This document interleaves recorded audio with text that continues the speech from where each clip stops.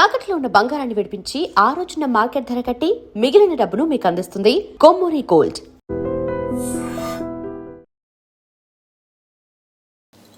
నమస్కారం, welcome to I dream. ధర్మ మార్గం విత్ విజిత కార్యక్రమానికి స్వాగతం.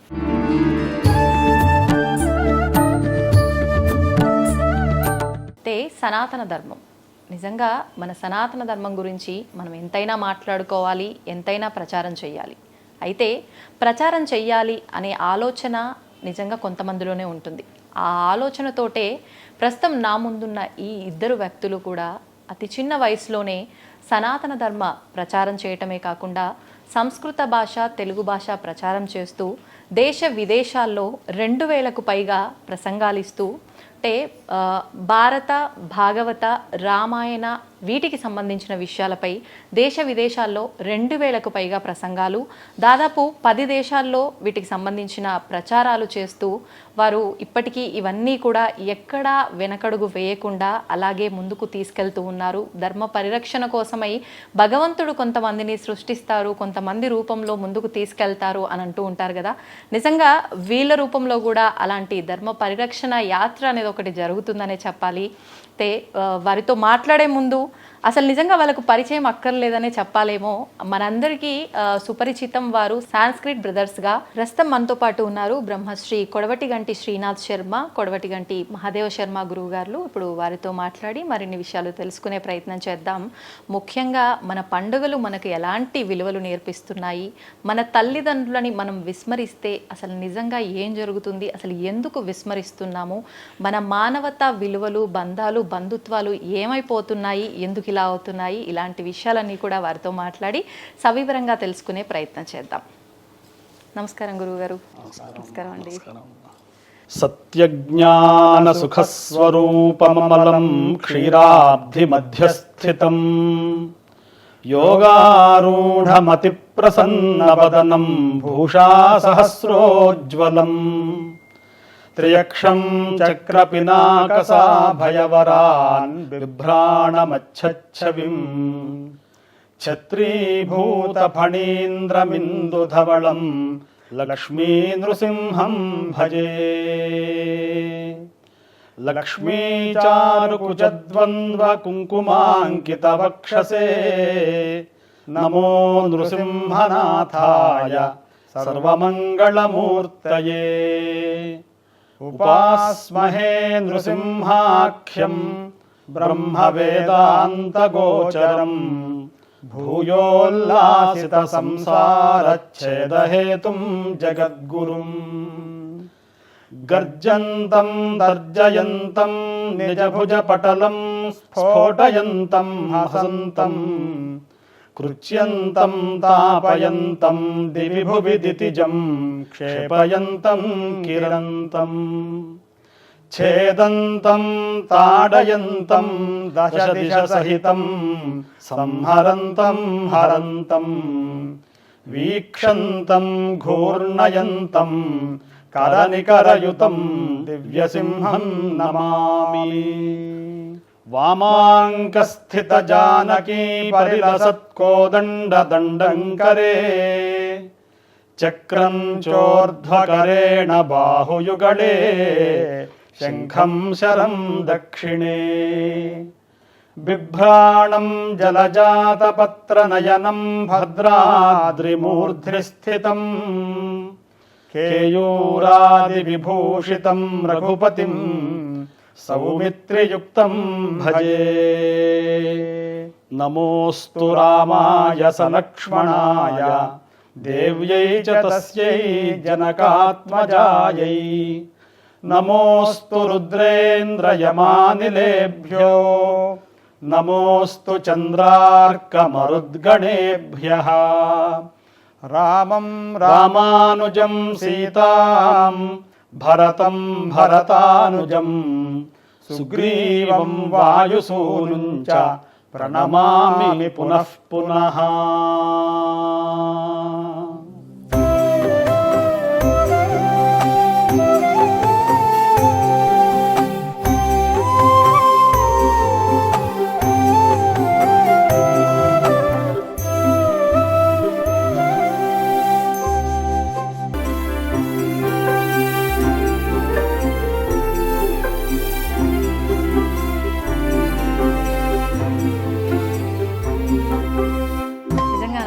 చాలా సంతోషంగా ఉంది. ఇంటర్వ్యూకి అవకాశం దొరకదేమో అనుకున్నా, ఇంకా స్వామి అనుగ్రహము దొరికింది, అనుకోకుండా దొరికింది. మీరు మళ్ళీ ఇంకొక మాట కూడా అన్నారు, మళ్ళీ అవకాశం కుదురుతుందో లేదో కూడా తెలియదు. ఎంత వీలైతే అంత మీ దగ్గర నుంచి మంచి విషయాలు తెలుసుకుందామనే ఒక చిన్న ఆశతోటి ఇంటర్వ్యూని ప్రారంభిద్దాం అనుకుంటున్నానండి. అసలు నేను అడగాలనుకుంటున్న క్వశ్చన్ వేరే. నేను ఇక్కడికి వచ్చిన తర్వాత మిమ్మల్ని కలవడానికి మీ అనుబంధం, అన్నాదమ్ముల ఇద్దరి అనుబంధం చూసిన తర్వాత, మీరిద్దరూ మీ అమ్మగారితో ఉండే విధానం చూసిన తర్వాత నాకు ఫస్ట్ అసలు ఈ టాపిక్ మాట్లాడాలి కదా, ఇది కదా మిస్ అయింది ఇప్పుడు అని అనిపించింది. ఏంటి అంటే తల్లిదండ్రుల విషయమైనా సరే, అన్నదమ్ముల విషయమైనా సరే ఇప్పుడు ఉండాల్సిన పరిస్థితులు ఇలా లేవు. మీరు ఇప్పుడు ఏ రకంగా అయితే ఉన్నారో ఆ అనుబంధం, అన్యోన్యత అనేది లోపించిందనే చెప్పాలి. గౌరవం అనేది ఏ బంధంలోనూ కనిపించట్లేదు. ఎందుకు ఇలా అయిపోయిందంటారు? లోపం ఎక్కడ జరిగింది? మరి మనం ఇది కరెక్షన్ చేసుకోవచ్చు అంటారా? దాని గురించి వివరణ ఇవ్వండి. శ్రీ లక్ష్మీ నృసింహ పరబ్రహ్మణే నమో నమః. చాలా సంతోషం అమ్మా. మనకు వేదంలో ఆరంభం చేస్తూ మాతృదేవోభవ, పితృదేవోభవ, ఆచార్య దేవోభవ, అతిథి దేవోభవ, ఈ సంస్కారము సంస్కృతి అనేటువంటిది అనాదిగా మనకు మహర్షులు ఇచ్చారు. దీన్ని మనం పాటిస్తూ వస్తున్నాం. తల్లికి తండ్రికి నమస్కరించకుండా ముక్కోటి దేవతలకు నమస్కరించినప్పటికీ కూడా ఫలితం శూన్యం. ముక్కోటి దేవతలకు నమస్కారం చేయకపోయినా తల్లిదండ్రులకు నమస్కారం చేస్తే అందరి దేవతల యొక్క అనుగ్రహం వస్తుందట. కాబట్టి ఈనాడు మానవుడు ఔన్నత్యం పొందాలండి అంటే ఈ చిన్న సంస్కారాన్ని అలవరుచుకుంటే మానవుడు చాలా అత్యంత ఉన్నతమైనటువంటి స్థితికి చేరుకుంటాడు. అయితే దీనికి నేను ఇది చేస్తున్నా, నేను అది చేస్తున్నా అనేటువంటి అవసరం లేదు. ఆచరిస్తే చాలు. ఆచరణ చాలా ముఖ్యం. ఎవరైతే ఆచరణ చేస్తారో వాళ్లకు స్వామి యొక్క ముక్కోటి దేవతల యొక్క అనుగ్రహం అమ్మ నుంచే ఉంటుంది, నాన్న నుంచే ఉంటుంది. అతిథి, గురువు వీళ్ళే ప్రత్యక్ష దైవాలంటారు. ప్రత్యక్ష దైవాలంటే దేవుడు ఎక్కడో లేడు. మనం ఇక్కడ అక్కడ అని చెప్పి కేదారాది సమస్త తీర్థములు కోర్కెందూడ బోనేటికిన్ కాదా ముంగిలి వారణాసి కడుపే కైలాసశైలంబు అని అన్నట్టుగా కేదారాది సమస్త తీర్థములు వెళ్ళాల్సిన పని లేదు. అమ్మకు, నాన్నకు, దాని తర్వాత ఆచార్యుడికి, దాని తర్వాత గోవుకు. చదువు వచ్చినా చదువు రాకపోయినా ఇవి చేస్తే చాలు. అన్ని చదువుల యొక్క ఫలితం ఇదే. కాబట్టి మానవుడు ఇవాళ ఏం చేయాలండి అంటే ప్రచారాలు పోకుండా, ఇవి అవి కాకుండా యథార్థ స్వరూపంగా ఉండి మన ఇంట్లో వాళ్ళని మనం గౌరవించుకొని మిగతా వాళ్ళని గౌరవిస్తే అది దేశ అభ్యున్నతికి ఉపయోగపడుతుంది. కాబట్టి యువతరం అంతా కూడా ముందు ఈ సంస్కారాన్ని అలవరుచుకుంటే దేశం చాలా అభివృద్ధి చెందుతుంది. మీరన్నది వాస్తవము. కానీ అంటే మరి లోపం ఎక్కడ జరుగుతుందో తెలియదు, కానీ అంతా కూడా రివర్స్గానే వెళ్తుంది. అంటే మీరన్నారు ఫస్ట్ మన ఇంట్లో కుటుంబ సభ్యులకి ప్రధానంగా మనం గౌరవం ఇవ్వాలి, తర్వాత సమాజానికి ఇవ్వాలి, ఏది మనం తక్కువ చేయకూడదు. కానీ ప్రస్తుతం ఆడంబరాలకు వాళ్ళ ముందల మనం ఎక్కువ అని చూపించుకోవడానికో బయట వాళ్ళకే ప్రయారిటీస్ ఎక్కువ ఇస్తున్నాము, ఇంట్లో వాళ్ళని మాత్రం చిన్న చూపు చూస్తున్నాం. ఎక్కడ లేని కోపము, చిరాకు ఇంట్లో వాళ్ళ మీదే వస్తాయి. ఆ గౌరవం అనేది వాళ్ళ దగ్గరే చూపించము. ఇంకొకటి తల్లిదండ్రుల విషయంలో కూడా అండి, ఇంతకు ముందు వాళ్ళు అంటే వాళ్ళ జీవితాంతము కూడా కుటుంబ సభ్యులతోటే, కూతురే కానివ్వండి, కొడుకే కానివ్వండి, వాళ్ళతోటే ఉండి చక్కగా ఉమ్మడి కుటుంబాల్లాగా ఉండి మనవళ్ళు, మనవరాళ్ళు, ముని మనవళ్ళు ఇలా అంతా కూడా జరిగే వ్యవస్థ ఉండేది. కానీ ఇప్పుడు అలా లేదు. అంటే వాళ్ళు వయస్సు వృద్ధులుగా మారకముందే కొంచెం మధ్య వయస్సులుగా ఉన్నప్పుడే వాళ్ళని సపరేట్గా ఉంచేయటము. అంటే కారణాలు ఏదైనా అవ్వచ్చు. లేదు, ఒక వృద్ధాప్యం వచ్చిన తర్వాత కూడా పిల్లల్ని స్కూల్కి పంపించి జ్ఞానం ఎలా నేర్పించాలో వీళ్ళు అక్కడికి వెళ్ళి ఏదో జ్ఞానం నేర్చుకోవాలి, తప్పకుండా ఇది ఒక అవసరమే మనకన్నట్లుగా ఓల్డేజ్ హోమ్స్కి పంపించటం, ఈ విధానం ఎక్కువగా చూస్తున్నాం. దీని గురించి ఏం చెప్తారు? చాలా అద్భుతమైనటువంటి ప్రశ్న.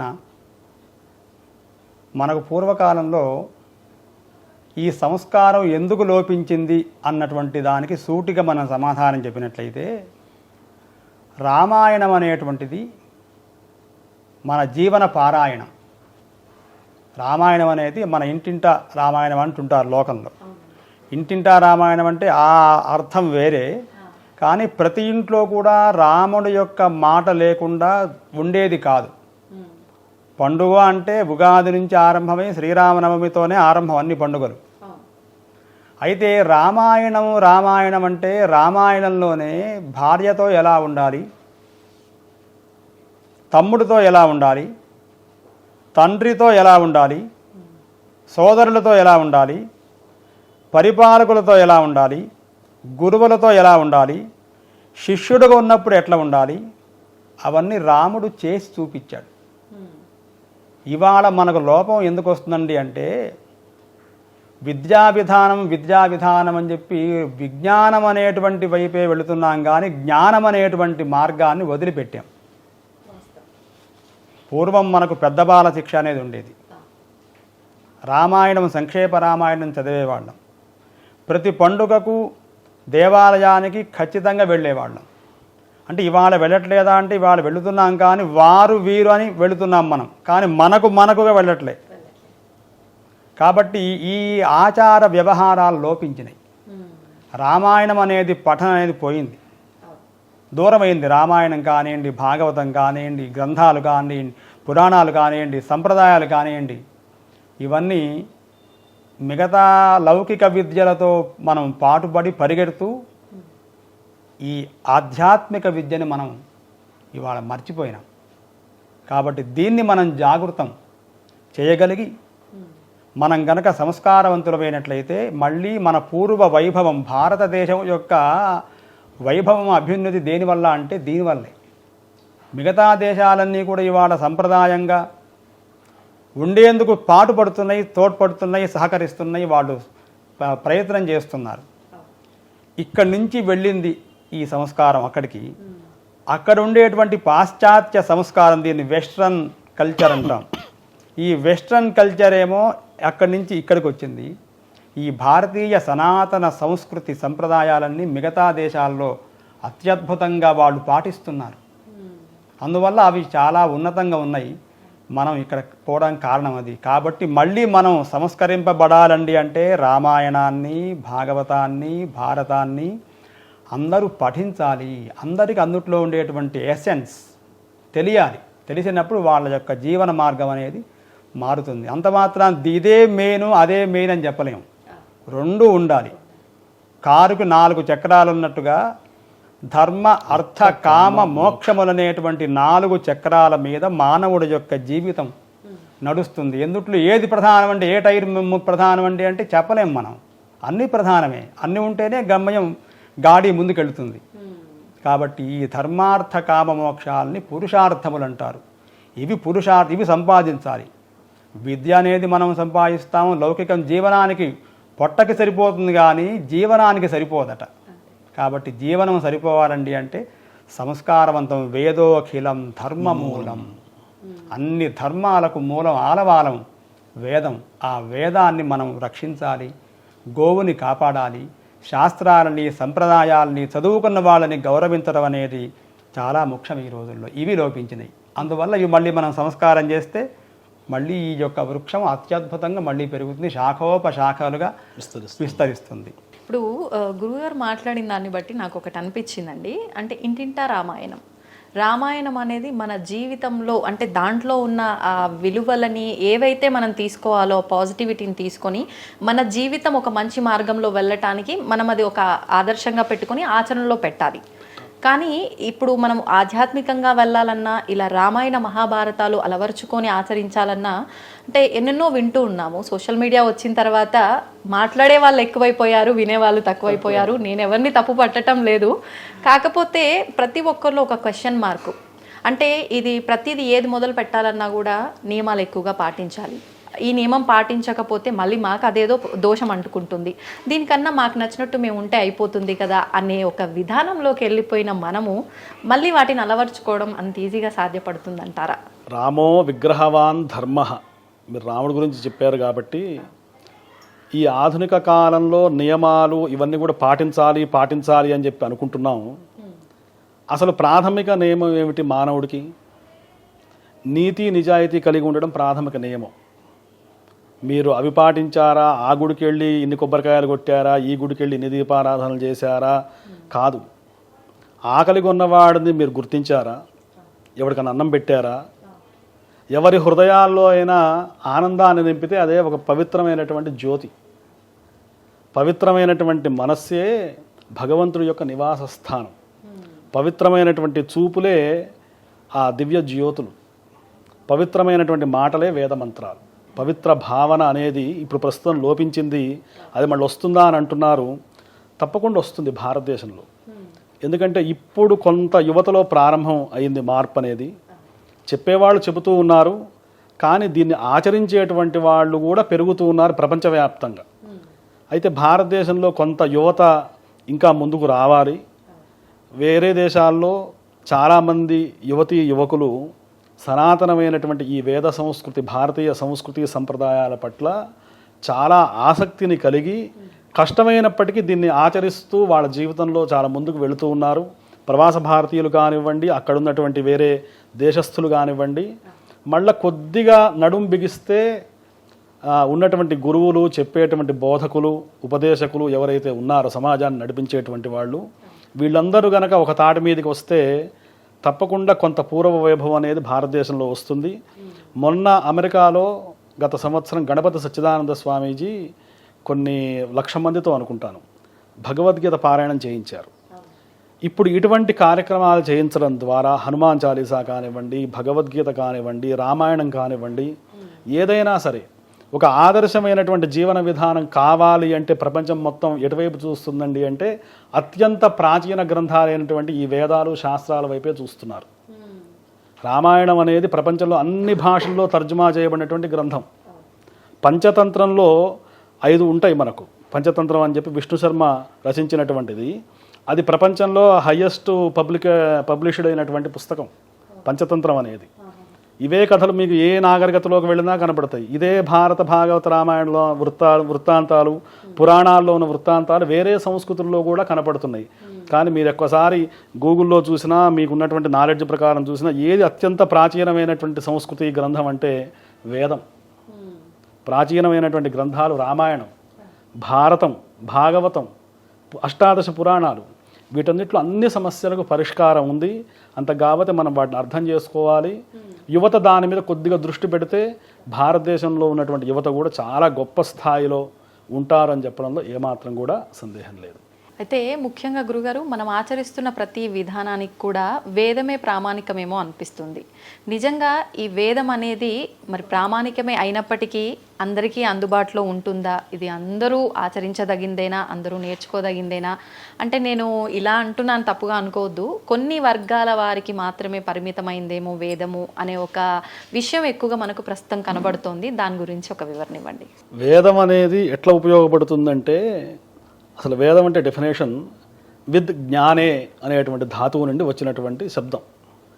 జ్ఞానం అనేది చంద్రుడి యొక్క వెన్నెల ఒక సముద్రం మీద పడుతుంది, భూమి మీద పడుతుంది, అరణ్యాల్లో పడుతుంది, దేవాలయంలో ఉన్నటువంటి తులసి మొక్క మీద పడుతుంది, దేవాలయం బయట ఉన్నటువంటి ఒక కుక్క మీదనో పిల్లి మీదనో కూడా సమానంగా పడుతుంది చంద్రుడి యొక్క వెన్నెల.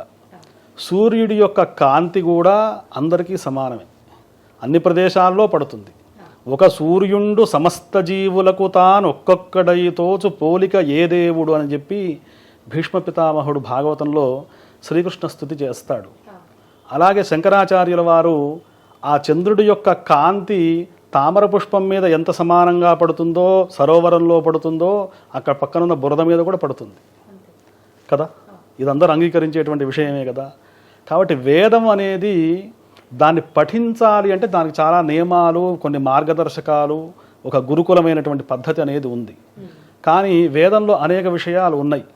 ఇప్పుడు మనం మాతృదేవో భవ, పితృదేవో భవ, ఆచార్య దేవో భవ, అతిథి దేవో భవ అనేదైతే ఉన్నాయో, ఇవన్నీ ప్రపంచం అందరూ తీసుకోదగ్గ సూత్రాలే తప్ప అవి ఒకళ్ళు తీసుకోవాలి, ఒక దేశం వాళ్ళు తీసుకోవాలి, ఒక ప్రదేశం వాళ్ళు తీసుకోకూడదు అనేటువంటి భేదం ఏమీ లేదు. అంటే పెద్దగా మనం ఇబ్బంది పడాల్సిందైతే ఏం లేదు గురుగారు. మీరు చెప్పిన దాన్ని బట్టి నాకు అనిపించింది ఏంటి అంటే, మన పూర్వీకులు ఏదైతే ఆచరించారో ఆ విధానాన్నే మనం ఆచరిస్తే సరిపోతుంది, అంతే కదండి?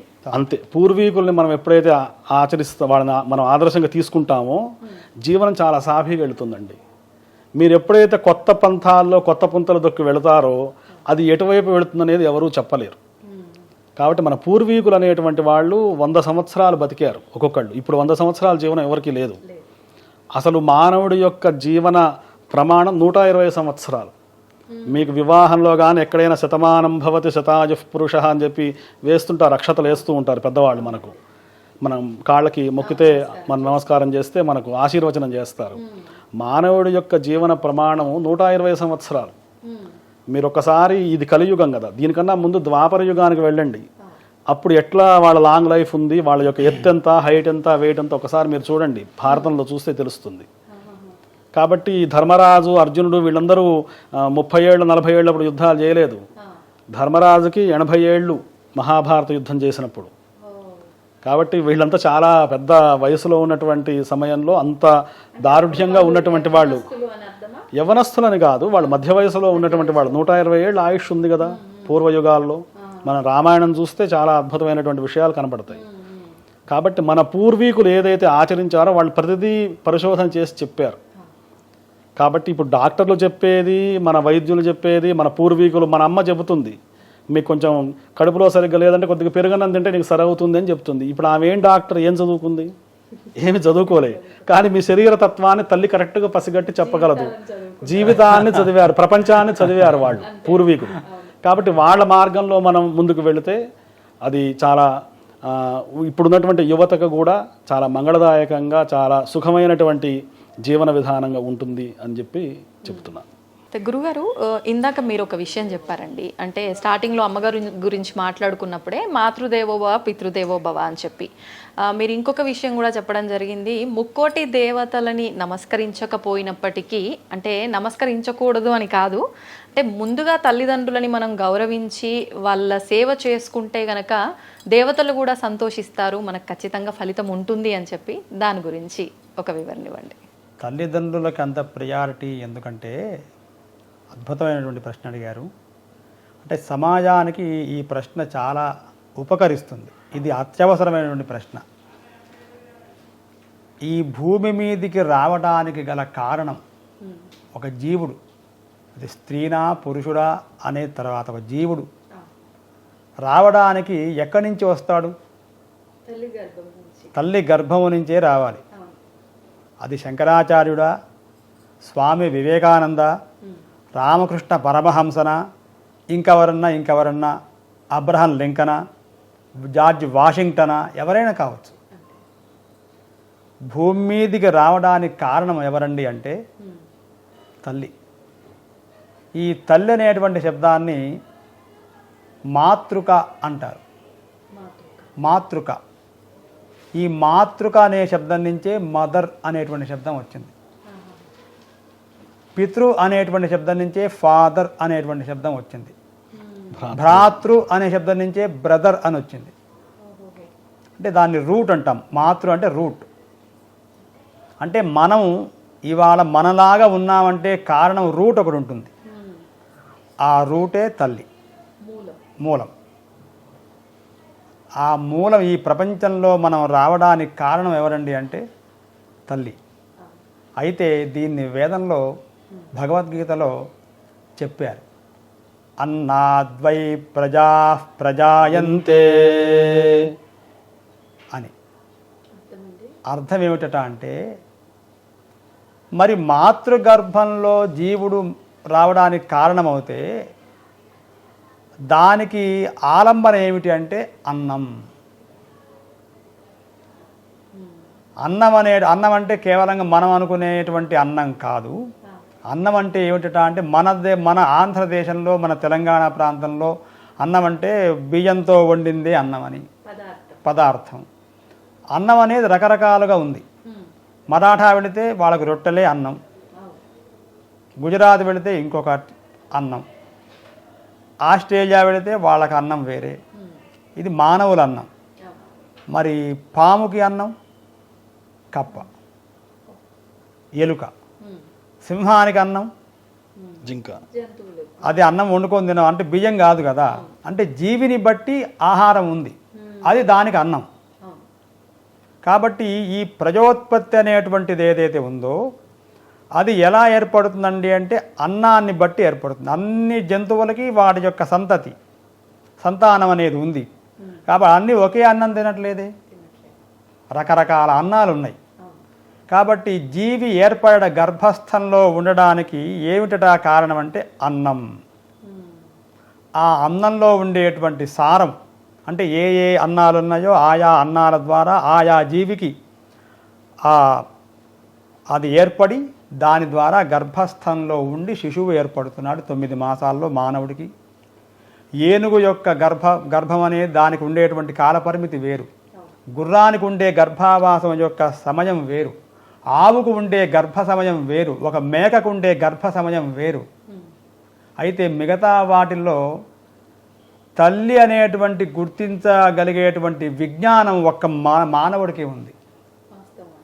కానీ ఇది శిశువు గుర్తించేది.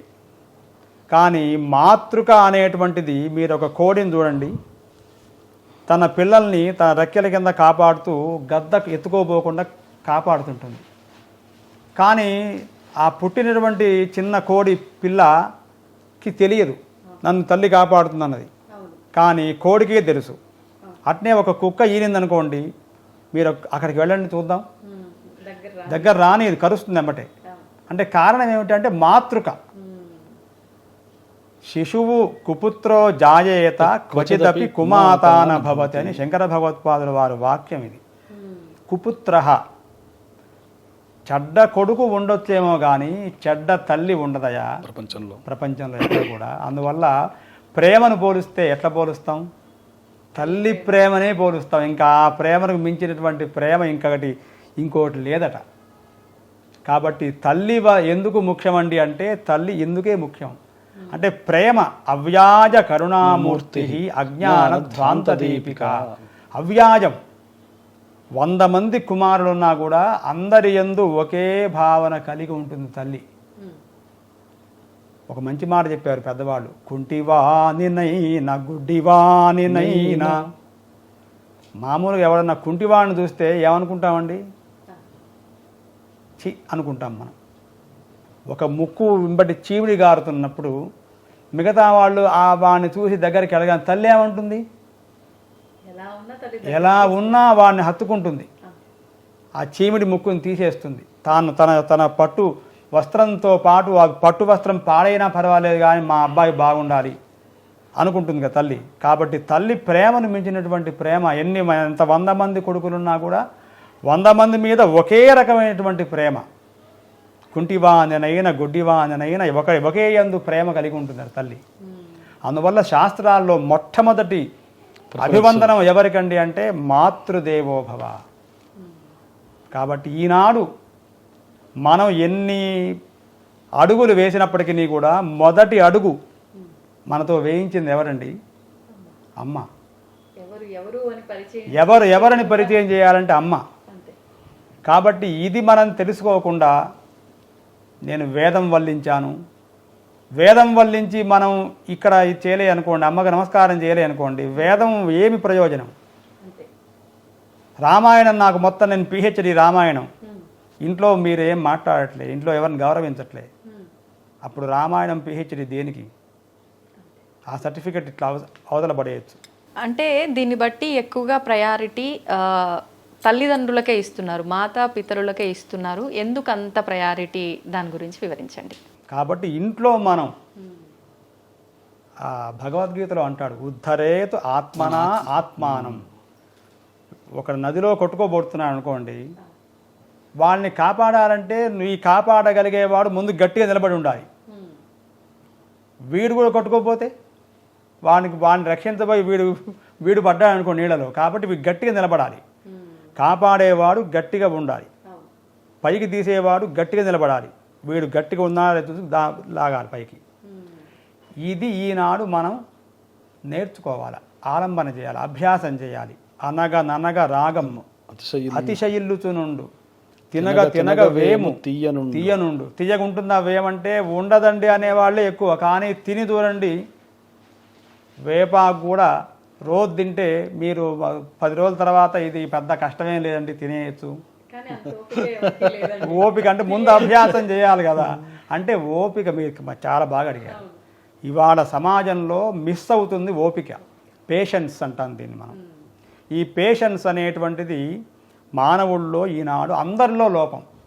అంటే ఎక్కడ పేషెన్స్ అంటే ఈవెన్ మనం డ్రైవింగ్ చేస్తున్నప్పుడు కూడా పేషెన్స్ లేదు.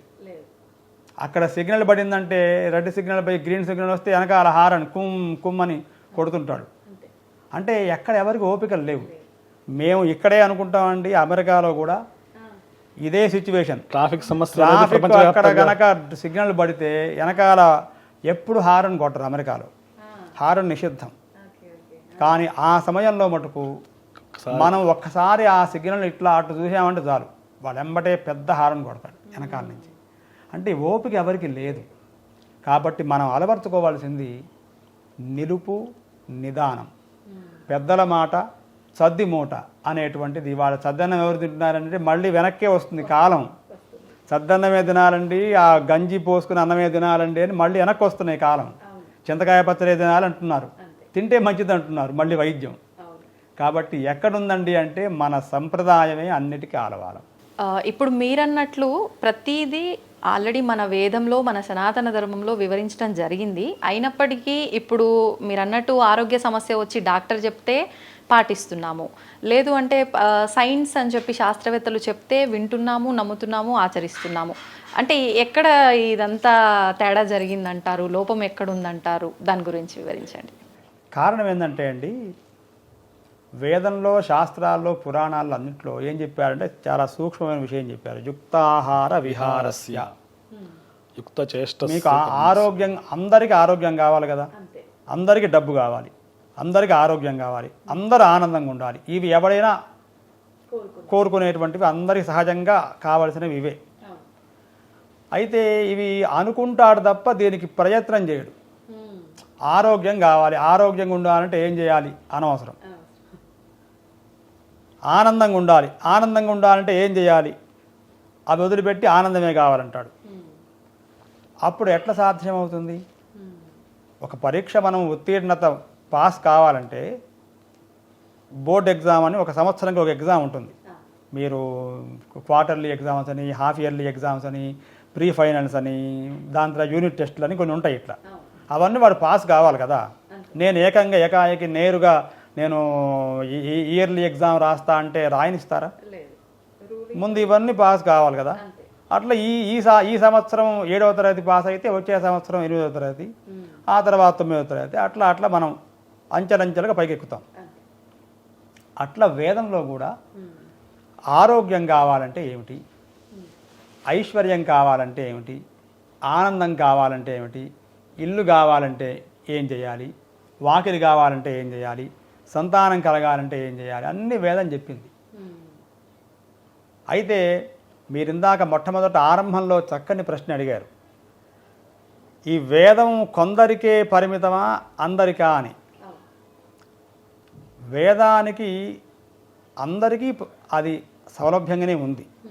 ఎవరు దీన్ని ముట్టుకోకూడదనేటువంటి నియమం ఏమి లేదు. అయితే దీన్ని స్పృశించాలి అంటే, ఇప్పుడు మీరు డాక్టర్ కావాలనుకోండి, అందరూ డాక్టర్ కావాలనుకున్నాం అనుకోండి, అవుతారా? దానికి కొన్ని రూల్స్ ఉన్నాయి. ఏమిటట అంటే ఒక డ్రెస్ కోడ్ ఉంది, ఒక కాలేజీ ఉంది, ఒక గురుకులం ఉంది, ఒక ల్యాబ్ ఉంటుంది. కొంతకాలం దాంట్లో మీరు ప్రాక్టీస్ చేస్తే, కొందరు అందుట్లో సర్టిఫైడ్ అయిన వాళ్ళు మిమ్మల్ని సర్టిఫై చేస్తే, అప్పుడు మీరు ఒక ప్రాక్టీస్కి ఒక దాన్ని ఏమంటారంటే హోమ్ తిరిగేదాన్ని రెసిడెన్సీకి వెళ్తారు. అప్పుడు మీరు డాక్టర్ కాదు కదా. అందుట్లో అయిన తర్వాత ఒక దాంట్లో మీరు అయిన తర్వాత అప్పుడు కొంతకాలానికి మీరు డాక్టర్ అయినట్టు. ఒక ఇంజనీర్ కానివ్వండి, ఒక డాక్టర్ కానివ్వండి, ఒక లాయర్ కానివ్వండి, ఒక యాక్టర్ కానివ్వండి, ఒక డాన్సర్ కానివ్వండి, ఒక సింగర్ కానివ్వండి, అనుకున్న అందరు అవుతున్నారా? అయితే అందరూ కావట్లే కాబట్టి అనుకోకూడదా? అనుకోవాలి. అట్లనే వేదం కూడా ఒక తపస్సు. దాంట్లో మీరు ఒక ఉన్నత స్థానం చేరుకోవాలంటే దానికి ఒక పరిశ్రమ ఉంది.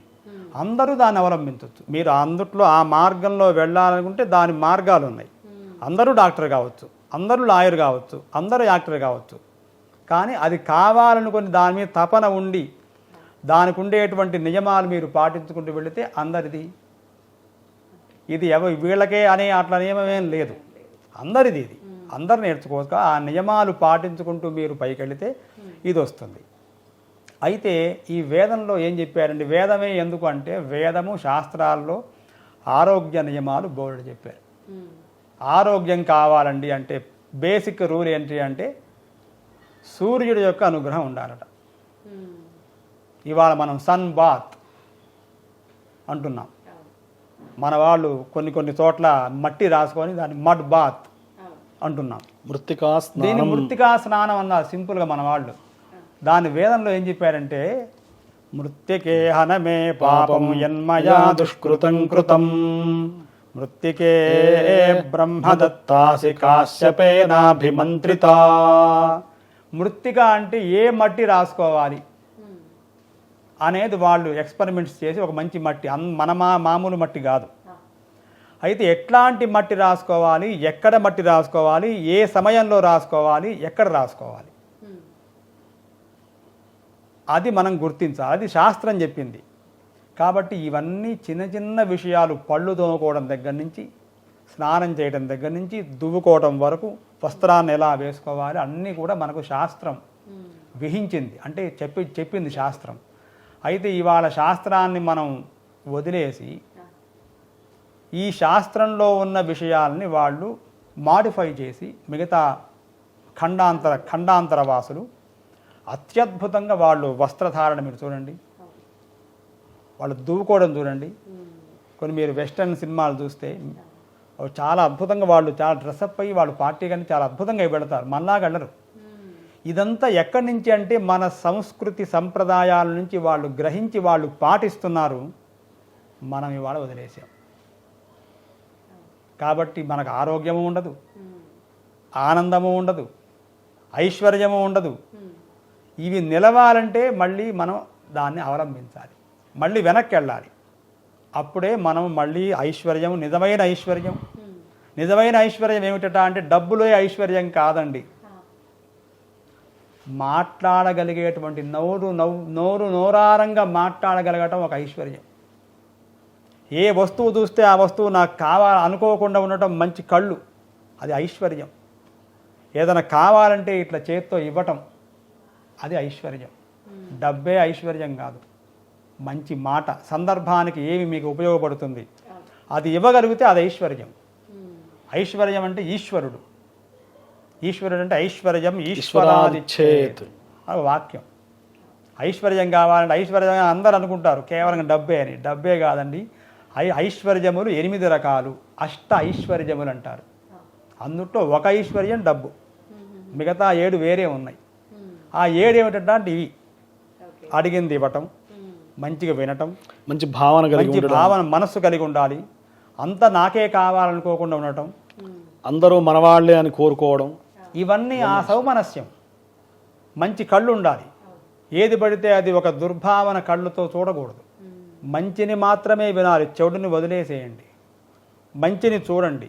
భద్రం కర్ణేభిః శృణుయామదేవాః భద్రం పశ్యేమాక్షభిర్యజత్రాః స్థిరైరంగైస్తుష్టువాగుంసస్తనూభిః వ్యశేమ దేవహితం యదాయుః స్వస్తి న ఇంద్రో వృద్ధశ్రవాః స్వస్తి నః పూషా విశ్వవేదాః స్వస్తి నస్తార్క్ష్యో అరిష్టనేమిః స్వస్తి నో బృహస్పతిర్దధాతు అంటుంది వేదం. ఈ మంత్రం అర్థం ఇదే. ఇప్పుడు ఈ చెప్పిన అన్ని మాటల యొక్క అర్థం ఈ చిన్న స్టాంజాలో మహర్షులు అందించారు మనకు. కాబట్టి మంత్రం అంటే అదేదో మనకు తెలియదు, అర్థం కాదు అనేది లేదు. అందరికీ అర్థమైందే వేదం. వేదం అంటే అందరికీ తెలియబడింది. ఇందుట్లో రహస్యాలు ఏం లేవు, అందరికీ తెలిసిన విషయాలే ఇందుట్లో చర్చించబడ్డాయి. అవి మనం చర్చించుకోకుండా కేవలం వేదం వింటామంటే అబ్బో బాగా చెప్పారండి అంటే లాభం లేదు.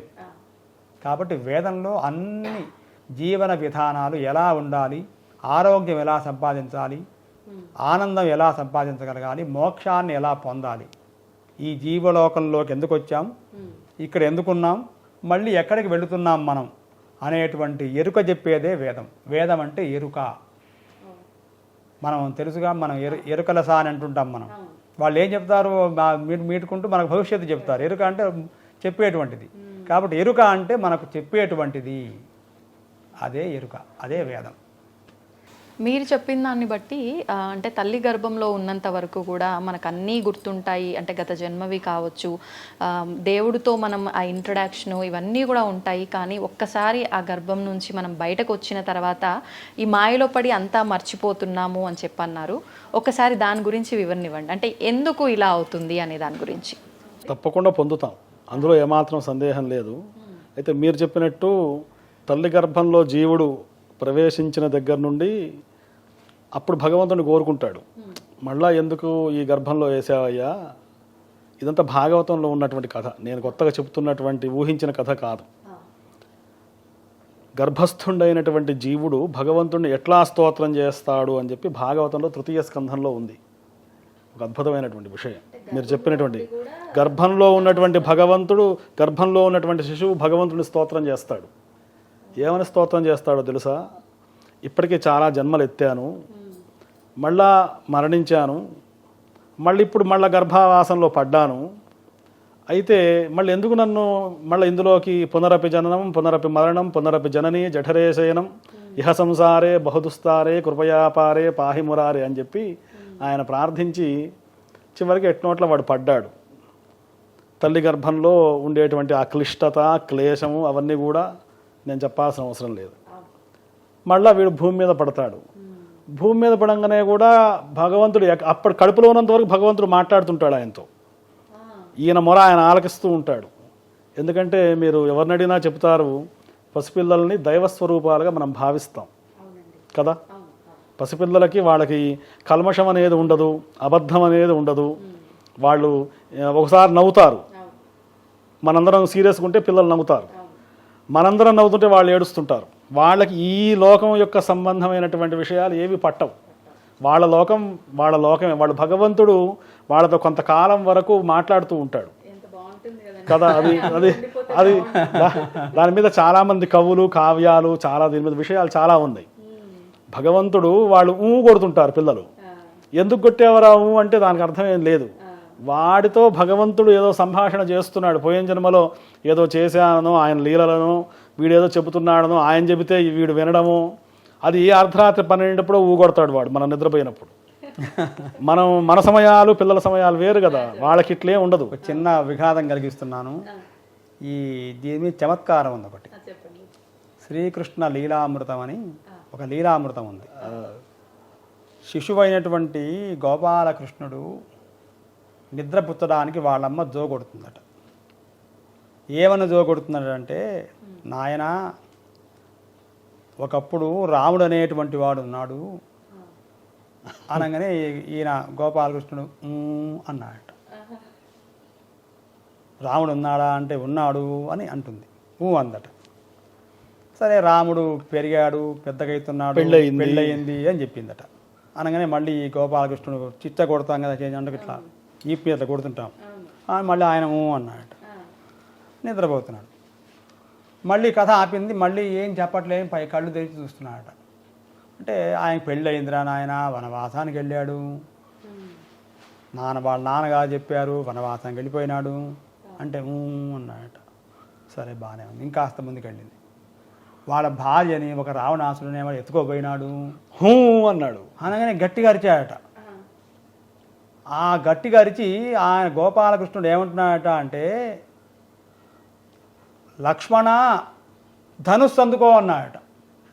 పసిపిల్లగాడైన కృష్ణుడు పూర్వజన్మ కథ, రాముడు ఆయనే కదా.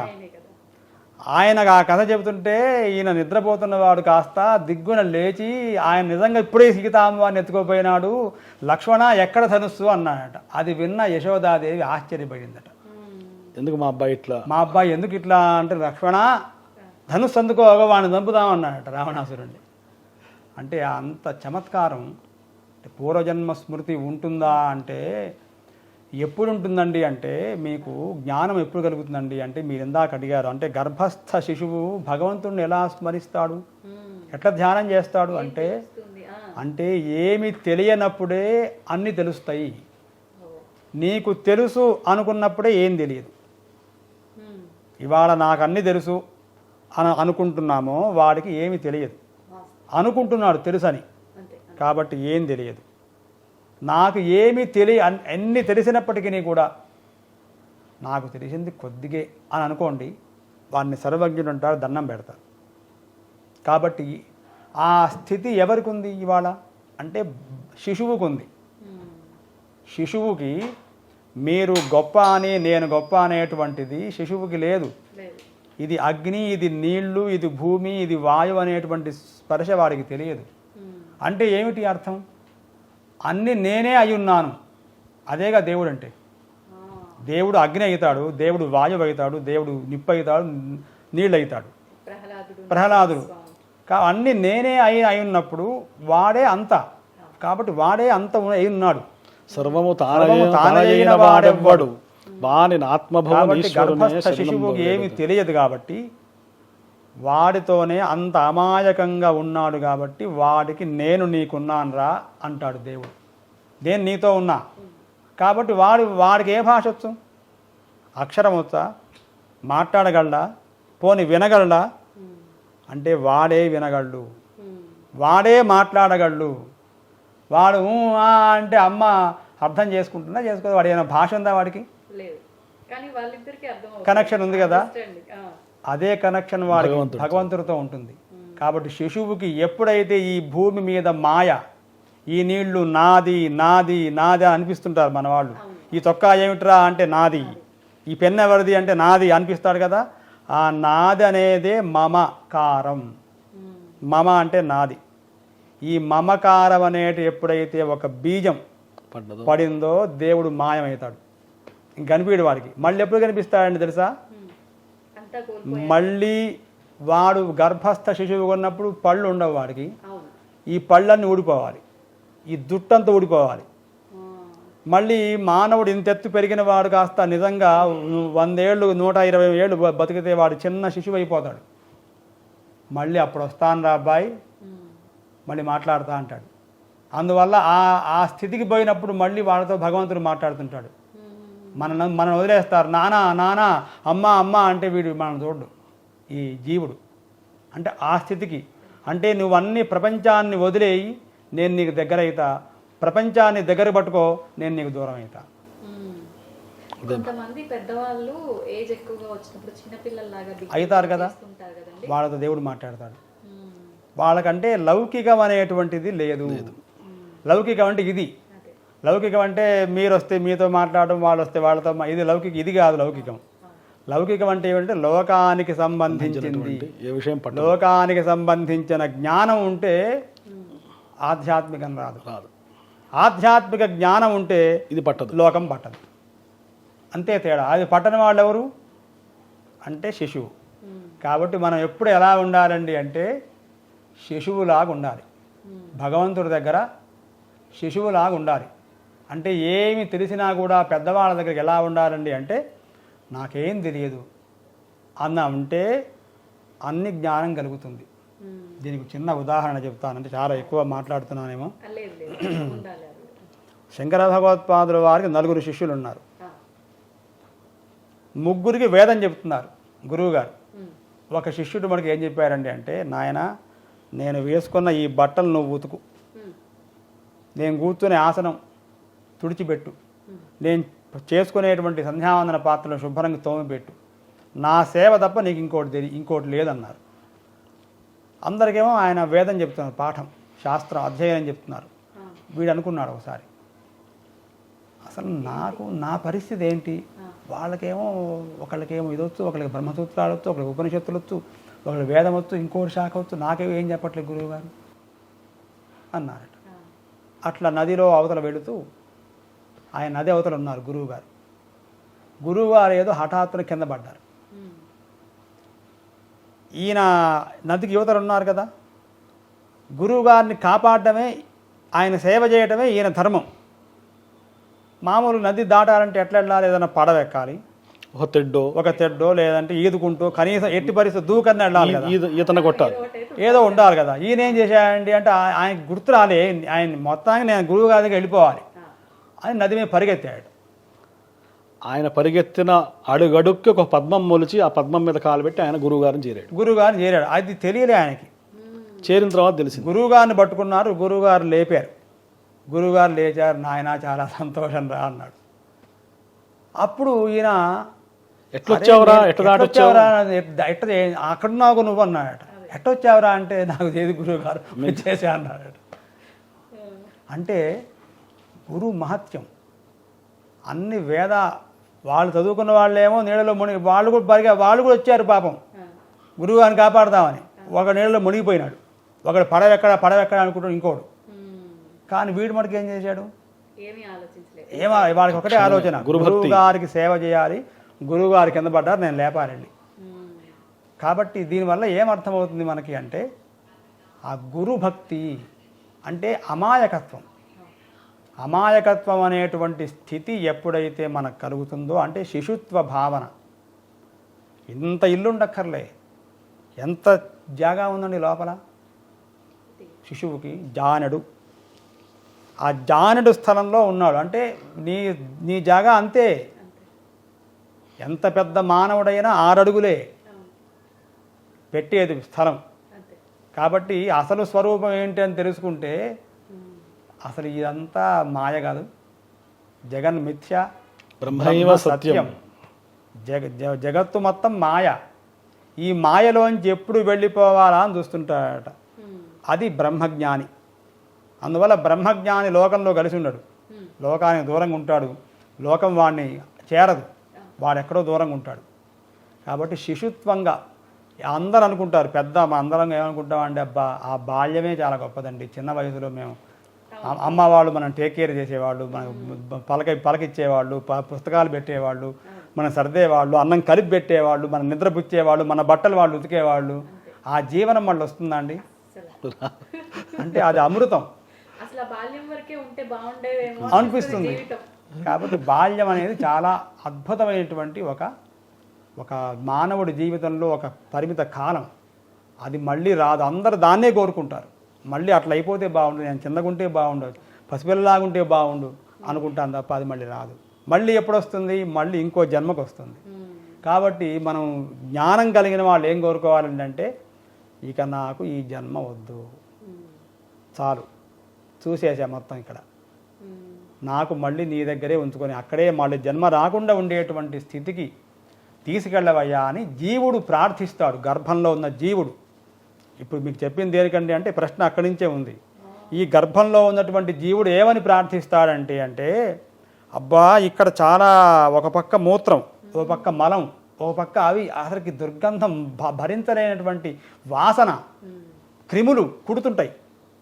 స్వామి ఇక నేను జీవించాలి, మళ్ళీ ఇంకో జీవనం నాకొద్దు. పునరపి జననం పునరపి మరణం పునరపి జననీ జఠరే.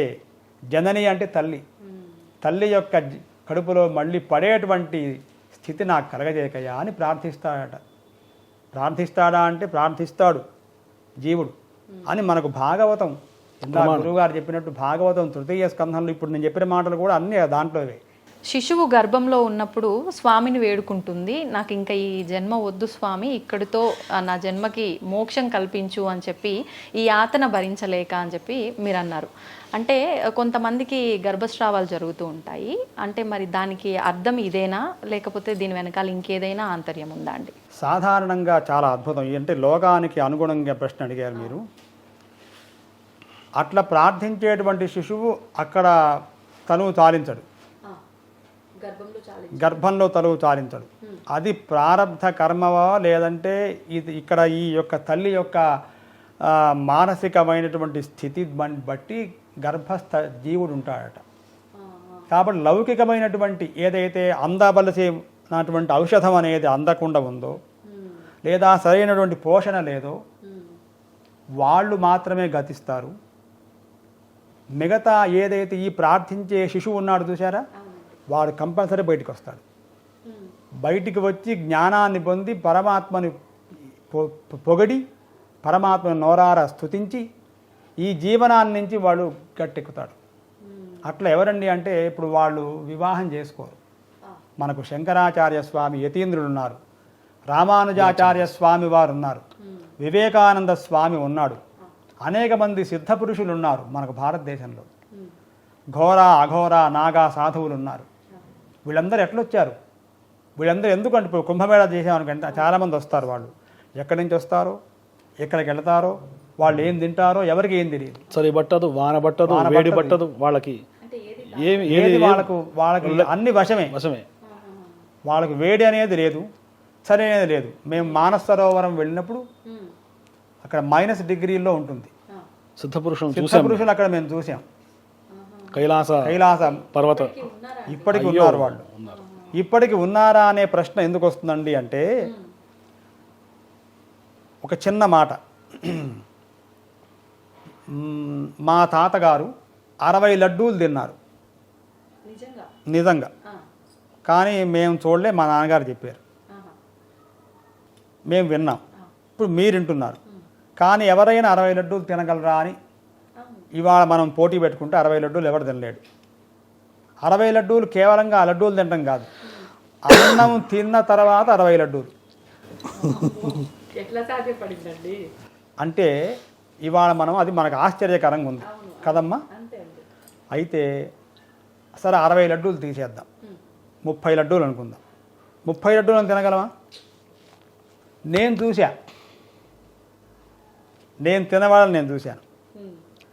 2 డజన్ల అట్టిపండ్లు తినవాళ్ళ మీరు ఎప్పుడైనా చూసారా?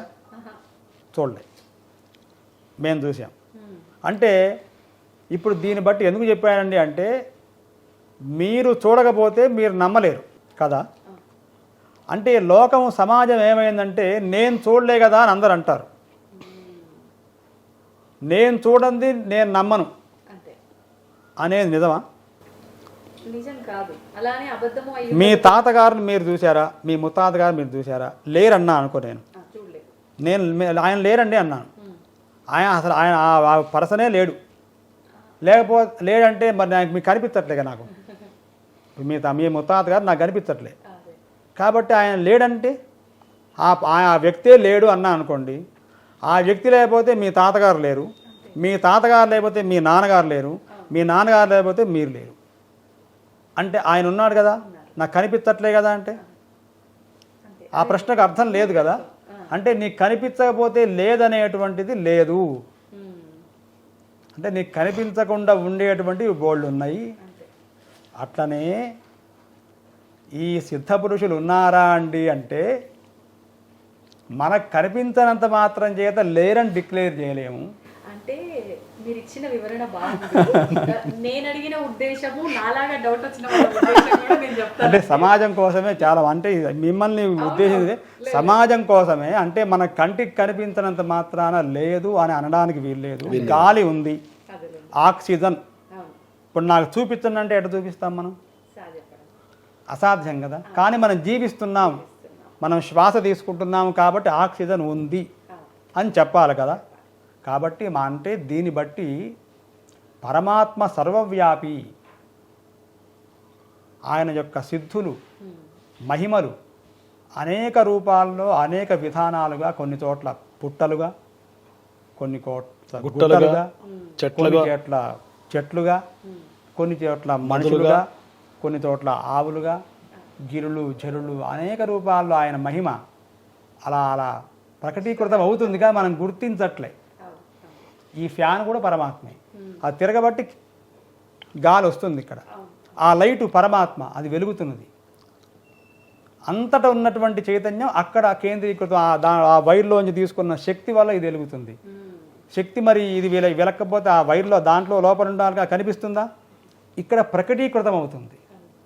కాబట్టి అన్ని చోట్ల ఉండేటువంటి వ్యాపకమైనటువంటి శక్తి నానా విభూతులుగా రకరకాలుగా కనిపిస్తుంది అన్నాడు.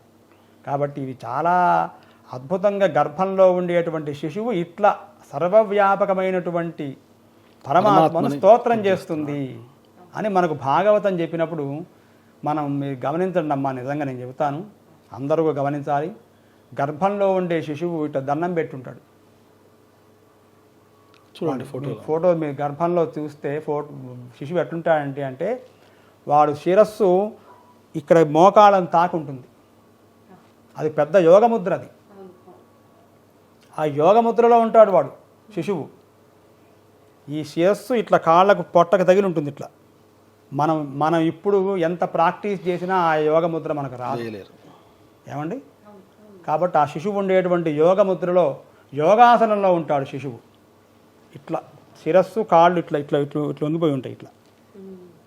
అటువంటి ముద్రలో పరమాత్మను తదేక ధ్యానం చేస్తాడట అని మనకు భాగవతం చెప్పింది. ఇంకో గమ్మత్తు కూడా చెప్తాను ఈ సందర్భంగా. అంటే రహస్యం ఇది, ఎవరు చెప్పడానికి కుదరదు. ఒక్కొక్క నెలలో శిశువుకి ఏమేమి ఏర్పడతాయి, ఇవాళ టెక్నాలజీ మనం వైద్య పరిభాషలో చెప్తాం కదా, జుట్టు ఎప్పుడు వస్తుంది, గోళ్ళు ఎప్పుడు వస్తాయి, పళ్ళు ఎప్పుడు వస్తాయి, కళ్ళు ఎప్పుడు వస్తాయి, మెదడుపు ఏర్పడుతుంది అన్న విషయాన్ని శ్రీమద్భాగవతం ఇవాళ మన టెక్నాలజీ, ఇంకా వైద్య టెక్నాలజీ ఇంకా అంతగా రాలేదేమో అనిపిస్తుంది ఒక్కోసారి మనం చూస్తుంటే. అంత స్పష్టంగా చెప్పారు. ఒళ్ళు గగురుపాటు వచ్చేస్తుంది అనమాట. అట్లా ఈ ఒక్క విషయం కాదు, ప్రతి ఒక్క విషయాన్ని అంత డెప్త్గా మన యొక్క మహర్షులు మనకు అందించారు. ఇవాళ మనం బయట ఎవరో చెప్పింది విని ఏకాదశి అంటే ఏకాదశి ఉపవాసం ఉండటం కాదు, ఈ ఏకాదశ ఇంద్రియాలను ఒకటి చేయటం ఏకాదశి. 11 ఇంద్రియాలు ఉన్నాయి మనకు. పంచ జ్ఞానేంద్రియాలు, పంచ కర్మేంద్రియాలు, మొత్తం 10. ఒక ఇంద్రియం మనస్సు. ఇవి 11. ఈ 11 ఇంద్రియాలను ఒకే బిందువు దగ్గరికి తీసుకొని వస్తే అది ఏకాదశి. అంటే ఏమిటి అంటే పంచ జ్ఞానేంద్రియాలంటే ఏమిటి ముందు తెలుసుకోవాలి. ముందు పంచ కర్మేంద్రియాలంటే అవి ముందు తెలుసుకోవాలి. త్వక్ చక్షుశ్రోత్ర జిహ్వాఘ్రాణములు ఈ సంస్కృతంలో అనేసాం మేము. చర్మము, చక్షుస్సు కన్ను, శ్రోత్రము చెవులు, జిహ్వ ఘ్రాణము. జిహ్వ అంటే నాలుక, ఘ్రాణం ఇవి పంచ కర్మేంద్రియాలు, పంచ జ్ఞానేంద్రియాలు. ఈ జ్ఞానేంద్రియాలు, కర్మేంద్రియాలు ఇవన్నీ కూడా ఒకే లెవెల్, ఒకే లైన్కి తీసుకురావాలి. అంటే ఏమిటి అంటే కన్ను చూస్తున్నా చూడనట్టుగా ఉండాలి, చెవు వింటున్నా వినట్టుగా ఉండాలి. ఉండగలుగుతామా? వెంటనే రెస్పాండ్ అవుతాం కదండి ప్రతిదానికి. కోమాకి వెళ్ళారు అనుకోండి, అప్పుడు ఏమంటాం? ఒక వ్యక్తి కోమాకి వెళ్ళాడు, వాడికి శబ్దం వినిపిస్తుందా? వినిపించదు అనే ధ్యాసలోనే మనం ఉంటాం. వాడు మనకు నిద్రపోయి బాగా గాఢ నిద్రలో ఉన్నాం, బాగా టీవీ సౌండ్ పెట్టాం, సినిమా హాల్లో కూడా నిద్ర వచ్చేసింది. మామూలు సినిమా నిద్రపోతాం మనం, కానీ నిద్ర పోయినా అనుకోండి, వాడికి ఆ సౌండ్ వినిపిస్తుందా, వినిపించట్లేదా? అంటే వినిపించలే. అంటే అది వాడు నిద్రపోయినాడు. జాగరూకతో ఉండే మీ కళ్ళు తెరిచి కళ్ళు ఏం చూడనట్టు కావాలి. చెవులు ఎంత పెద్ద వింటున్నా విననట్టుగా ఉండాలి. అది సాధ్యమవుతుందా మానవుడికి? సిద్ధ పురుషుల్ని మీరు చూశాను అన్నారు, అంటే ఇప్పటికీ నిజంగా సిద్ధ పురుషులు ఉన్నారా? ఆ సాధన ద్వారా ఇవి సిద్ధిస్తాయి. ఆ సాధన మార్గాలే భాగవత, భారత, రామాయణాలు. కానీ చెప్తుంటారు కదండి, 4 యుగాల్లో ధర్మం ఆల్రెడీ ఇప్పుడు ఒక పాదం మీదే ఉంది, కలియుగము ధర్మం కంటే ఎక్కువ అధర్మమే ఉంది అని చెప్పి, విశ్వవ్యాప్తం అయిపోతుంది అని చెప్పి, ఇలాంటి సమయంలో నేను ఇందాక సిద్ధ పురుషులు ఉన్నారా అన్నది కూడా ఇలాంటి పాపపు భూమి పైన, అంటే కర్మభూమి అది నేను కాదను, అంటే ఇంత పాపాలు జరుగుతున్నాయి ఈ భూమి పైన, వాళ్ళు ఇంకా ఉన్నారా అని నా ఒక ప్రశ్న. దాన్ని ఉద్దేశించి అడిగాను అనమాట. ఒకసారి దాని గురించి వివరణ ఇవ్వండి. సిద్ధపురుషులు అనేవాళ్ళు ఉన్నారమ్మా. అయితే మనం వాళ్ళ సంగతి పక్కగా పెడదాం, అసలు మామూలు జీవనంలోకి వద్దాం. మనం ఎవరం కూడా వ్యవసాయం చేయట్లేదు, మనం పంటలు పండించట్లేదు, కూరగాయలు పండించట్లేదు, కానీ మనం మంచిగా అన్నం తింటున్నాం, పప్పు కూర అన్ని కూరగాయలు తెచ్చుకుంటున్నాం, తింటున్నాం, జీవనంగా ఉంటున్నాం. మనం ట్రాన్స్ఫార్మర్ సెంటర్లో కరెంటు ఉత్పత్తి అయ్యే సెంటర్లో మనం పనిచేయట్లేదుగా, మన ఇంట్లో అయితే కరెంట్ ఉంది. ఎవరో రైతులు పాపం వాళ్ళు చెమట చిందించి ఒక్కొక్క మెతుకుని ఒక్కొక్క గింజని వాళ్ళు పండించారు, ఎంతో త్యాగం చేసి. కూరగాయలు కూడా అంతే, ఆహార పదార్థాలు కూడా అంతే. అవన్నీ మనం తింటున్నాం. సూర్యుడు ఉదయిస్తున్నాడు ప్రతిరోజు 6ంటికి, ఆయన అనుకున్న టైం ప్రకారం ఆయన ఉదయిస్తాడు. మధ్యాహ్నం అవుతుంది, సాయంత్రం అవుతుంది, నక్షత్రాలు వస్తాయి, చంద్రుడు వస్తున్నాడు. ఇవన్నీ కూడా ఎక్కడ పొల్లు పోకుండా ఒక్క సెకండ్ కూడా లేట్ కాకుండా ప్రపంచం మొత్తం జరుగుతూనే ఉంది. మనం ఏమైనా కృషి చేసామంటారా ఇందులో? మనం ఏం కృషి చేయలే. కరెంట్ ఉత్పాదనలో మనం ఏం కృషి చేయలేదు. ధాన్యం పండించడంలో మనం ఏం కృషి చేయలేదు. టమాటాలు పండించి ఇంటికి వచ్చేంత వరకు మనం కృషి చేయలేదు. అవన్నీ వచ్చినాయి, మనం తెచ్చుకున్నాం. సూర్యుడు ఉదయించడం అస్తమించడంలో కూడా మన ప్రమేయం ఏం లేదు. మనం నిద్రపోయినా ఆయన ఉదయిస్తాడు, మనం లేచినా ఆయన పని ఆయన చేసుకుంటూ పోతుంటాడు. కానీ ఈ కాలము ప్రపంచము అనేది ఒక నియతిలో, ఒక చక్రంలో, ఒక సమయంలో, ఒక విధానంలో అలాగే తిరుగుతూ ఉన్నదంటే ఎవరి వల్ల తిరుగుతుంది అనుకుంటున్నారు? సృష్టికి మూలం ఎవరైతే ఉన్నారో వాళ్ళు మూలం కదా. గడియారంలో ముళ్ళులు తిరుగుతున్నాయంటే అందులో బ్యాటరీ ఉండబట్టే కదా తిరిగేది. ఆ బ్యాటరీ అనేటువంటి వాడు పరమేశ్వరుడు అయితే, పరమాత్మ అయితే, ఆ తత్వాన్ని తెలుసుకొని కొంతమంది యోగులు, సిద్ధపురుషులు, ఉపాసకులు, పీఠాధిపతులు, సన్యాసులు, మహాత్ములు, వీళ్ళందరూ కూడా వీళ్ళు ఏ కృషి చేస్తూ ఉంటారో అది లోకానికి కనబడదు. మీ ఇంటికి 50 కిలోల రైస్ బ్యాగ్ వస్తుంది, కానీ ఆ రైతు ఎంత శ్రమ చిందించాడనే విషయం మీకు తెలియదు. ఎట్లయితే మనం ఇది ఎందుకు సామాన్యంగా ఎందుకు ఈ మాట చెబుతున్నా అంటే అర్థం కావడం కోసం, అట్లా సిద్ధపురుషులు, యోగులు అనేటువంటి వాళ్ళు కఠోరమైనటువంటి సాధన హిమాలయాల్లో కానివ్వండి, కాశీలో కానివ్వండి, శ్రీశైలంలో కానివ్వండి, కొన్ని ప్రదేశాలు ఉన్నాయి భూమి మీద పాయింట్స్. అక్కడ దేవాలయాలు అంటాం, నదులు అంటాం, గిరులు అంటాం, చెరువులు అంటాం, అవన్నీ కూడా పరమేశ్వరుడి స్వరూపం. సృష్టి ఏర్పడింది కదా మనకు. కాబట్టి వాళ్ళు సాధన చేస్తూ పరమేశ్వరుని ఉపాసన చేస్తూ వాళ్ళు భగవంతుని ప్రార్థిస్తున్నారు మనందరి తరపున. మనమేం ప్రార్థించట్లే. మనకు సమయానికి ప్లేట్లోకి అన్నం వస్తుంది, మనం తింటున్నాం, పడుకుంటున్నాం, టీవీ చూస్తున్నాం. మనం చేసే సాధన ఏంటంటే డబ్బులు సంపాదించడం ఒకటే మానవులు చేస్తున్న సాధన, లేదా పేరు సంపాదించడం చేస్తున్నారు. తల్లి ఏం చేయదు, మనం ఏం చేయం. తల్లి అన్ని చేసి మీకు టైంకి ఎట్లా పెడుతుందో, ఈ సిద్ధపురుషులు అనేటువంటి వాళ్ళు అంత గొప్ప సాధన చేయబట్టే మనకు ఎండాకాలంలో ఎండలు వస్తున్నాయి, వానాకాలంలో వర్షాలు పడుతున్నాయి, శీతాకాలంలో చలి ఉంటున్నది. అన్ని కాలాలు, అన్ని ఋతువులు, అన్ని మాసాలు, అన్ని ఆహారాలు, అందరికీ ఆరోగ్యం, మనశ్శాంతి, ఆ చేసేవాళ్ళంతా అక్కడ చేస్తూనే ఉన్నారు. ఆ ఫలితాన్ని మాత్రమే మనం అనుభవిస్తున్నాం. కాబట్టి సిద్ధపురుషులు లేరు అని చెప్పడానికి వీల్లేరు. సిద్ధపురుషులు మానస సరోవరం మేము వెళ్ళాం, కైలాస మానస సరోవర పరిక్రమ చేసాం. అక్కడ ఒక 300 సంవత్సరాల సాధువు, ఒక 700 సంవత్సరాల సాధువు, వాళ్ళంతా కూడా -డిగ్రీల్లో తపస్సు చేస్తూ దర్శనమిచ్చారు. ఇంకోటి ఏంటంటే ఆ మానస సరోవరంలో స్నానం, దేవతలు వచ్చి స్నానం చేసేటువంటి దృశ్యాన్ని మనం కళ్ళారా చూడవచ్చు. దివ్యమైనటువంటి కాంతి పుంజాలతో వాళ్ళు వచ్చి అందులో మునక వేస్తే, మనం గనక పక్కన ఒక సరస్సులో ఎవరు మునిగి లేస్తే ఎట్లుంటుందో మీకు ఆ శబ్దం వినబడుతుంది అక్కడ. అటువంటి దివ్యమైనటువంటి దృశ్యాలు. అంటే ఈ పాపాత్ములు తిరిగేటువంటి ప్రదేశంలో భగవంతుడు కనబడాలంటే ఎక్కడ కనబడతాడు? కనబడాడు. పుణ్యాత్ములు, దానికి కొన్ని నియమాలు, కొన్ని సాధనాలు, కొన్ని ఉపకరణాలు, ఇప్పుడు భారతము, భాగవతము, రామాయణము, జ్ఞానము, పెద్దవాళ్ళు చెప్పినటువంటి మార్గము, ఇవన్నీ ఎవరైతే పాటిస్తారో వీళ్ళకి దర్శనం అవుతూ ఉంటుంది. కాబట్టి వాళ్ళందరి యొక్క తపఃఫలమే లోకం మొత్తం కూడా చల్లగా ఉండడానికి కారణం. అంటే అందరూ కూడా సుఖ సంతోషాలతో ఉండడానికి కారణం మన ప్రయత్నం లేదు. కానీ ఈ విషయం తెలిసిన వాడు ఎవడైనా కూడా మంచి ప్రయత్నం, అంటే ఒక సాధన, భగవంతుని చేరుకునేటువంటి సాధన, పొద్దున్నలో ఏమైనా దీపం పెట్టుకోవాలి, 2 అగరబత్తులు పెట్టుకోవాలి, ఒక బెల్లం ముక్క నైవేద్యం పెట్టాలి, పెద్దల్ని గౌరవించాలి, ఒక దేవాలయంలో ఒక దేవుడికి గణపతికి దండం పెట్టుకోవాలి. ఇదంతా ప్రాథమికమైనటువంటి ధర్మం. మీరు ఇది ఎల్కేజీ, యూకేజీ, 1వ తరగతి అయితే 10వ తరగతికి వెళ్ళి, అక్కడి నుంచి ఇంటర్మీడియట్కి వెళ్ళి మీరు పీజీకి రావాలంటే ఎంత పడుతుంది టైం? మన సాధన అనేది అటువంటిది. మనందరం ప్రపంచంలో ఇప్పుడు ఉన్న వాళ్ళందరూ కూడా ఎల్కేజీ, యూకేజీలోనే ఉన్నటువంటి వాళ్ళమే ఎక్కువ మంది ఉన్నారు. గొప్ప గొప్ప వాళ్ళు 5వ తరగతి, 10వ తరగతి, పీజీ, పిహెచ్డీలు ఉన్నారు. వాళ్ళు ఎక్కడెక్కడో ఉన్నారు. కానీ సాధారణంగా ఎక్కువ మంది ఉన్నది మాత్రం ఈ నర్సరీలోనే ఉన్నాం మనమంతా. జ్ఞానం యొక్క ప్రారంభ దశలో ఉన్న వాళ్ళే తప్ప దీన్ని ఇందులో రుచి చూసి ఇందులో కొంచెం ముందుకెళ్ళిన వాళ్ళు ఎవడు ఇంకా లేరు. ఉన్నారు, వాళ్ళు ఎక్కడో ఉన్నారు, కానీ మన సమాజం మాత్రం మనం ఇక్కడే ఉన్నాం. కాబట్టి అందరూ ఉన్నారు, జ్ఞానులు ఉన్నారు. అయితే ఆ ప్రయత్నం మనం కనుక చేస్తే, గురువుల యొక్క అనుగ్రహం కలిగితే, సత్పురుషుల యొక్క అనుగ్రహం కలిగితే, ఈ భూమి మీద కొన్ని ప్రదేశాల్లో కొన్ని మహిమలు చాలా అద్భుతంగా ఉన్నాయి ప్రపంచవ్యాప్తంగా. సృష్టి అంతటికీ కారణం భగవంతుడే కదండి. మరి భగవంతుడే అన్ని సృష్టించాడు అని అంటే మంచి చెడు, పాపం పుణ్యం, ధర్మం అధర్మం ఇవన్నీ భగవంతుడి సృష్టి. అంటే ఎందుకు మరి భగవంతుడు ఇది మంచి మార్గం కానప్పుడు ఎందుకు ఇవి రెండు సృష్టించాడు? ఏంటి దీని వెనకాల ఆంతర్యం? మంచి ప్రశ్న. మీరు అయితే మేము అధర్మం చేసినా కూడా అది కూడా భగవంతుడి యొక్క స్వరూపమే కదా అని మీరు అన్నారు కదా. అయితే భగవంతుడు అమృతాన్ని సృష్టించాడు, విషాన్ని సృష్టించాడు. విషాన్ని తీసుకుంటున్నారు ఎవరైనా? కదా, తెలుసు కదా. కాబట్టి ఒక వివేకము, ఒక జ్ఞానం అనేది మీకు దేవుడు ఇచ్చాడు. చిన్న శిశువు నుంచి పెద్ద అయ్యేటువంటి అందరి వరకు కూడా భగవంతుడు మనకు ఈ జ్ఞాన ఇంద్రియాలు, కర్మ ఇంద్రియాలు ఇచ్చాడు కదా. ఇచ్చినప్పుడు ఇక్కడ ఈ చెట్టు కూలుతుంది అని అన్నప్పుడు మీరు ఆ చెట్టు దగ్గర ఉంటారా?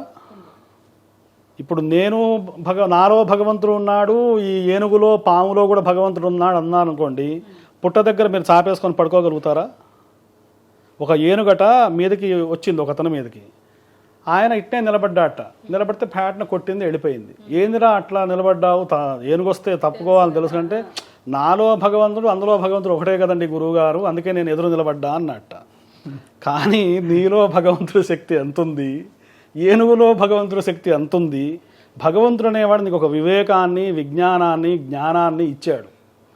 కాబట్టి నీకు ఈ ఏవైతే ఉన్నాయో ఈ పంచభూతాలు, ఆ పంచభూతాల యొక్క సృష్టిలో ఒక్కొక్క దానికి ఒక్కొక్క గుణం ఇచ్చాడు కదా. అన్నీ లడ్డూలాగానే ఉండవు. పచ్చిమిరపకాయలు తింటే లడ్డూలాగా ఉంటాయా? దాని గుణం దానికే ఉంటుంది, దీని గుణం దీనికే ఉంటుంది. కాబట్టి ఆ వివేకము, విజ్ఞానము అనేది మనం ఖచ్చితంగా సాధన దశలో మీరు అలవాటు చేసుకోవాల్సిందే. సిద్ధపురుషులు అటువంటి వాడు ఉన్నారనుకోండి, వాళ్ళకి మీరు ఒక చెంబు నిండా అమృతం ఇచ్చినా తాగుతారు, ఒక చెంబు నిండా విషం ఇచ్చినా కూడా తాగుతారు. వాళ్ళకి ఏమీ కాదు. మనం అంత స్థితికి రాలే కదా. కాబట్టి ఇదంతా భగవంతుడి యొక్క సృష్టి నియమాల్లో భాగమే అయినప్పటికీ మీ అర్హత ఎంత, మీ యొక్క కెపాసిటీ ఎంత, మీరున్నటువంటి కక్ష అంటే మీరు ఏ తరగతిలో ఉన్నారు, మనం దేన్ని తీసుకోవచ్చు దేన్ని తీసుకోకూడదు అనేటువంటి ఒక పరిధిలో మనం ఉన్నాం. ఆ పరిధి దాటితే మనం మీరన్నట్టు ఏది తీసుకున్నా మనం కూడా అంత భగవంతుడి యొక్క సృష్టి. కాబట్టి మనం చక్కగా మామిడి పళ్ళు ఎంత ఆనందంగా తింటామో వేపకాయలు కూడా అంత ఆనందంగా తినగలిగిన స్థితి మనలో రాలే. ఇంకా వస్తే మాత్రం మీరన్నట్టు అంత అది కూడా భగవంతుడి సృష్టి, అన్నీ సమానమే. అంటే ఒక రకంగా మనం కర్మని మనం క్రియేట్ చేసుకోవడం కోసమో తగ్గించుకోవడం కోసమో జరిగిన ఈ విధానమే అని చెప్పొచ్చా అండి? ఇప్పుడు ఇవన్నీ సృష్టిలో రెండు కూడా ఈక్వల్గా భగవంతుడు సృష్టించడానికి చాలా కారణాలు ఉన్నాయమ్మా. ఒకటని కాదు, సృష్టి అనేది 3 గుణాల చేత ఏర్పడింది. సత్వ రజస్తమో గుణాలని 3 గుణాలు ఉన్నాయి. ఆ 3 గుణాల చేతనే సృష్టి ప్రారంభమైంది. మనకు మీరు పురాణాలు ఏ పురాణం చూసినా కూడా 5 లక్షణాలు ఉంటాయి పురాణంలో. సర్గశ్చ ప్రతిసర్గశ్చ వంశో మన్వంతరాణిచ వంశానుచరితం చేతి పురాణం పంచలక్షణం అని చెప్పి ప్రతి పురాణం మీరు చూస్తే సృష్టి ఎట్లా ప్రారంభమైందనేది ఉంటుంది. ఆ సృష్టి ప్రారంభమైన తర్వాత ఏమేమి ఏర్పడ్డాయి, ఎక్కడి నుంచి వచ్చినాయి, ఏ పదార్థాలు అని చెప్పి దాని మీద చాలా వివరణాత్మకంగా చాలా అన్ని పురాణాల్లో చెబుతాడు. అంత చెప్పిన తర్వాత ఈ సృష్టి మొత్తం కూడా ప్రళయం మునిగిపోయింది కూడా చెబుతారు. అక్కడి వరకు చెప్తే అద్భుతమే. ఆ మొత్తం సృష్టి ప్రళయంలో ఎట్లయితే మునిగిపోయిందో మళ్ళీ పునః సృష్టి ఎట్లా ఆవిర్భవించింది అనేది కూడా పురాణాల్లో ఉంది. అది చాలా అద్భుతమైనటువంటి విషయం.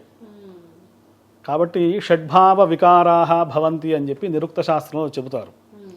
ఎవరైనా కూడా ఈ మానవ జీవితంలో పుడితే ఫస్ట్ బాల్యం, పుట్టుట, పెరుగుట, ఇంకా బాగా పెరుగుట, ఒక యవ్వన స్థితికి రావడం, మళ్ళీ అక్కడి నుంచి నెమ్మదిగా తగ్గడం, మళ్ళీ వృద్ధాప్యానికి రావడం, మళ్ళీ ఇందాక చెప్పినట్టు గురువుగారు చెప్పినట్టు ఒక శిశువు స్థితి నుంచి మళ్ళీ శిశువు స్థితికే మనం రావడం, మళ్ళీ భగవంతుడిలో నుంచి వచ్చాం, మళ్ళీ భగవంతుడిలో కలిసిపోవడం. ఇవి షడ్భావ వికారాలు అంటారు. ఇవన్నీ కూడా సృష్టిలో ఉన్నటువంటి లక్షణాలే. కానీ మనము అందులో ఏ లక్షణాల్లో ఉన్నాము, మనం ఎట్లా భగవంతుణ్ణి పట్టుకుంటే తరిస్తాము, మన పూర్వీకులు ఎట్లా పట్టుకున్నారు, వాళ్ళు పెద్ద గ్రంథాలయం చదివినటువంటి ఇదేం లేదు. కానీ మన తల్లిదండ్రులు, తాత ముత్తాతలు, మన పూర్వీకులందరూ కూడా శ్రీరామనవమి వచ్చింది అంటే రాముడి కళ్యాణం చేయాలి, అక్షతల శిరస్సును దాల్చాలి, ప్రసాదం తినాలి, 10 మందికి అన్నం పెట్టాలి. దీనికి ఏం చదువు కానీ శాస్త్రాలు కానీ ఏమీ లేదు. మహాశివరాత్రి వచ్చింది, ఉపవాసం ఉండాలి, శివుణ్ణి పూజించాలి, ఏం మాట్లాడకూడదు, జాగరణ చెయ్యాలి. జాగరణ చెయ్యాలంటే అంతరిక్షంలో జరిగేటువంటి అనేకమైనటువంటి కాస్మిక్ ఎనర్జీస్, ఆ శక్తి మొత్తం కూడా భూమి మీద ఆ రోజు ప్రసరిస్తుంది. కాబట్టి మీరు ఆ రోజు జాగరణ చేస్తే ఆ దివ్యశక్తులన్నీ మీలో ఐక్యమవుతాయి. నేను చేయనండి మంచి నిద్రపోతాను అంటే మీకు ఆ శక్తి మీ దగ్గరికి ఎట్లొస్తుంది? ఇప్పుడు గంగానదిలో నేను స్నానం చేయాలనుకుంటే నేను గంగానది దగ్గరికి వెళ్ళాలా, గంగానది నా దగ్గర రావాలా? మనమే వెళ్ళాలి కదా. కాబట్టి మానవ ప్రయత్నం అనేది మనం ప్రతిదానికి మనం ఖచ్చితంగా చెయ్యాలి. అదే ఈ సృష్టిలో ఉన్నటువంటి ధర్మం. జై Sriram. And for more videos, Please subscribe to iDream. Please subscribe to iDream. Please subscribe iDream. And please subscribe to iDream. For more videos, subscribe to iDream. please like, share and subscribe to the channel. Congratulations, iDream. Subscribe to iDream. Subscribe to iDream. So subscribe to iDream Media. iDream ki iDream team andarki huge congratulations. Please subscribe iDream Media. Please subscribe to iDream. Subscribe iDream. Please subscribe to iDream. iDream అంటే నా కళల ఛానల్ను subscribe చేసుకున్న నోరు తిరుగుతలేదు, మీరైతే గంట గుర్తు కొట్టండి. For more such videos, please subscribe to iDream. Subscribe to iDream. Please subscribe to iDream. Please subscribe iDream Media. Please do subscribe to iDream. Please subscribe to iDream Media. For best entertainment and information, please subscribe iDream. And don't forget to subscribe to iDream.